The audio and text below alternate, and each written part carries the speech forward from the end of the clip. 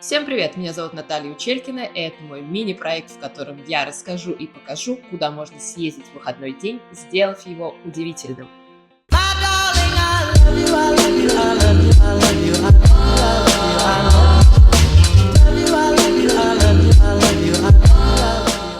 Я вас приветствую на Ярославском вокзале. Мы собираемся сегодня куда? Правильно, в Сергиев Посад.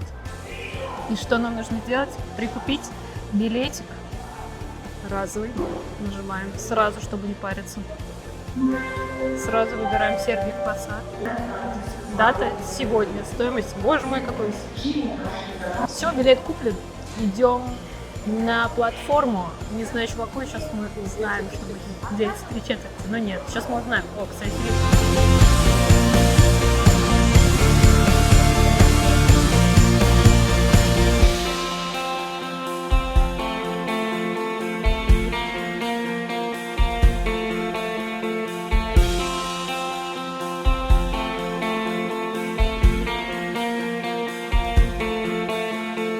До Сергиева Посада я буду добираться на электричке. Это не только проверенный и удобный способ быстро и комфортно доехать до места, но и вариант, как провести мини-путешествие с особой атмосферой. Электричка – это своего рода демо-версия длительной поездки на поезде, только без дребезжащих стаканов и запаха курицы на весь вагон. В этом определенно есть свои прелести. Как сумочка для мелочей, идеальная решение. Все опять повторится сначала. ну что, приехали в Сергиев Посад.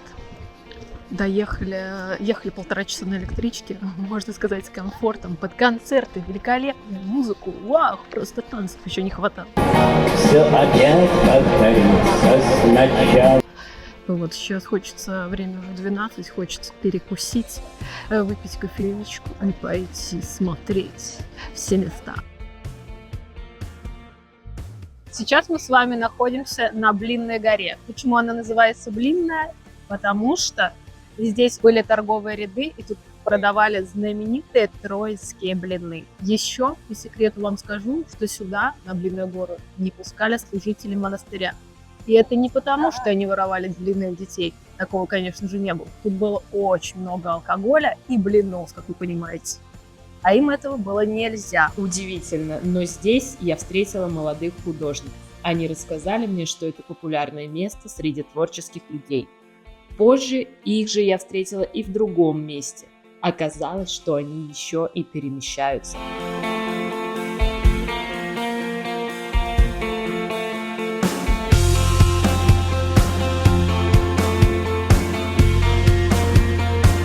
Ну не красота ли это?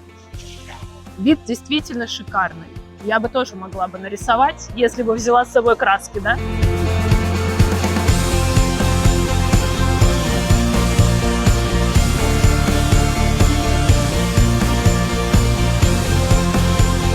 Ладно, сделаем фоточку. Сергиев Посад, город, в котором мы сейчас находимся. Спасибо. Я знаю, что я красивая.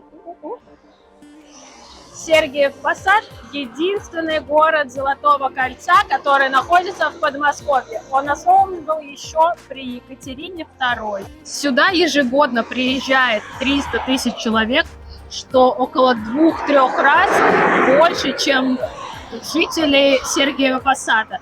И кто, вы думаете, основные туристы? Конечно же, китайцы. Всегда есть и будут.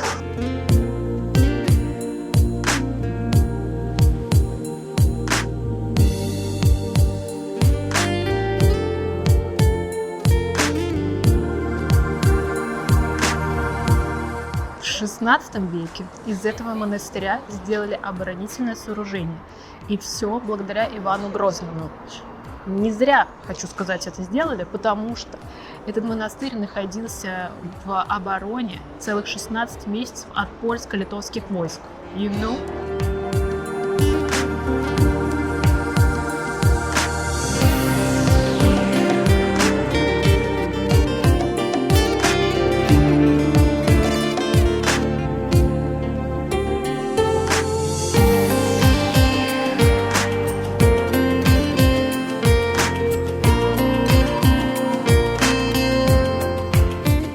Троицкий Сергиева лавра — единственный монастырь, входящий во всемирное наследие ЮНЕСКО, находящийся в Подмосковье.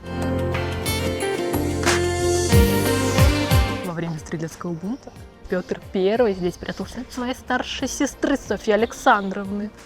Возможно, вот в том кустике. Вернитесь.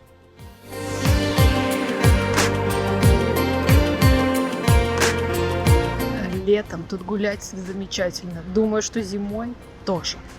Посмотрите, какая листва зеленая. Зеленая листва. А это конный двор. Здесь когда-то жили лошади. Но сейчас это музейный комплекс, который называется также конный двор. Удивительно, не правда ли?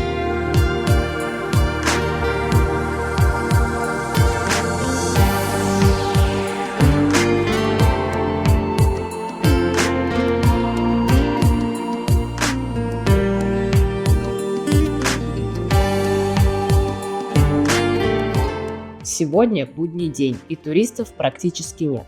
Зато здесь в большом количестве отдыхают утки и голуби. Я их понимаю. Это такое уютное и спокойное место, мимо которого сложно пролететь.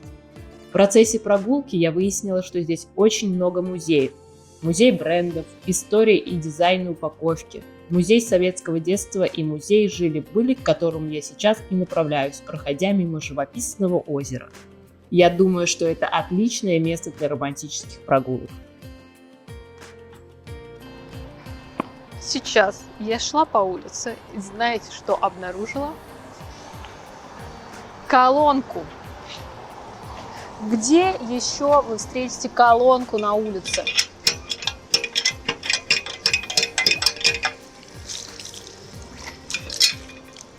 Набираем water, you know. Что я делаю? Я думаю. Все? Ты уже вся мокрая. Да не, вроде нормально.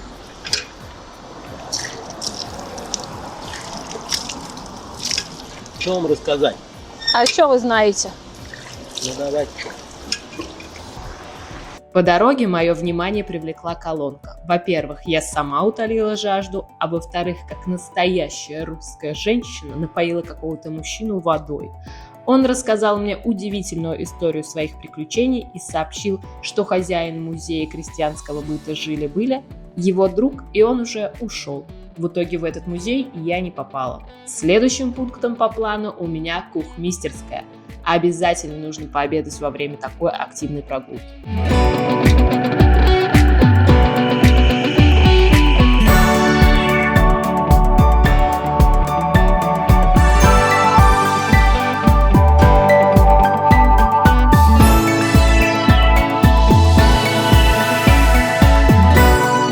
Сейчас будет шок-контент. Мы, значит, заказали обед в кухмистерской. Там столько позиций, 4 позиции. 1, 2, 3 и компот. Все по классике русской. Итак, внимание. Выглядит все это вот так.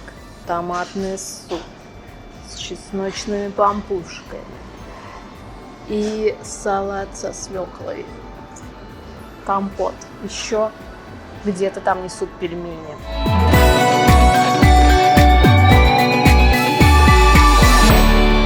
Пока мы с вами едем на такси к Черниговскому скиту, таксист проводит небольшую экскурсию по улице, которой мы едем. Он рассказывает, что в 90-х здесь строились дома-замки, которые позже были оставлены и разграблены. С таким таксистом поездка показалась совсем недолго, да и ехали мы с вами до скита минут 10. Сюда стоит приезжать не только ради того, чтобы увидеть скит, но и чтобы насладиться природой и прогуляться. Это место словно создано для того, чтобы забыть о повседневных заботах, если вам, конечно, хочется о них забыть. Ну и в конце концов посмотреть на уточек. Гулять тут очень приятно. Приехать в какой-нибудь выходной, понаслаждаться красотами, утками, голубями. Ой, ну тут так хорошо, ну я не могу, так хорошо. В скит мы с вами не успели зайти. Оказалось, что в будние дни экскурсия заканчивается раньше, и мы опоздали всего на 5 минут. Но не расстраиваемся, продолжаем следовать нашему маршруту и возвращаемся в кухмистерскую, ведь нас ждет экскурсия и приготовление ландринов. Посмотрите, это булочка, это хлеб. Хлеб, то есть вы понимаете, да, что Да. это хлеб? И посмотрите на сироп. Ни одной крошки. Нигде. Ни одной крошки вы не найдете. То есть булочку скушали, сироп, хотите кашу, хотите творог, хотите с чаем просто в припивку, хотите на хлеб намажьте. Очень вкусно, но это сладость. Я упилась все. Господи, я сейчас ведь самоваровых хлеба. Ну и давайте с вами знакомиться. Меня зовут Мария, я дочка хозяйки данного заведения. Заведение наше именуется Сергиевской кухмистерской. Сергиевская как город. На рубеже 19 и 20 века город именуется Сергиевским посадом, а вот кухмистерское слово заграничное, пришедшее к нам из Германии. Второе, что не менее важно, что в кухмистерских могут работать дамы. Экскурсия началась с рассказа о традициях русской кухни и истории кулинарного искусства. Нам предложили кофе, и я, как истинный кофейный любитель, хотела попробовать кофе из желудей.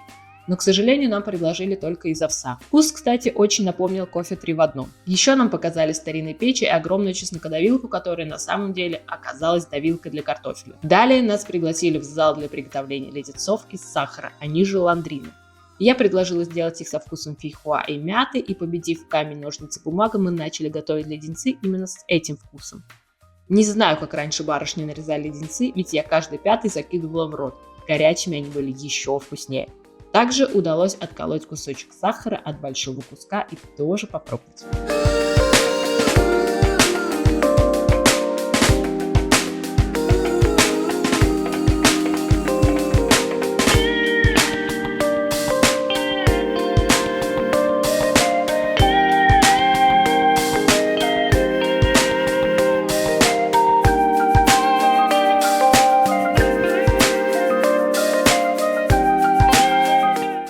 С куском сахара во рту мы поднялись на 2-й этаж, чтобы узнать, как пили чай с сахаром. Оказалось, было целых 4 способа. Первый – зажимать кусок сахара между передними зубами, чтобы чай постепенно подслащивался во время его питья. Второй – зажимать его жевательными зубами, что давало тот же эффект. Третий способ – облизывать кусок и потом запивать чаем, а 4-й был самым удобным для любителей диет. Просто смотреть на кусок сахара и пить чай. Удивительно, не правда ли? Закончу я это видео еще одним познавательным фактом. Говорят, что русская матрешка родилась именно в Сергиевом Посаде, но знать это может только тот, кто ее родил.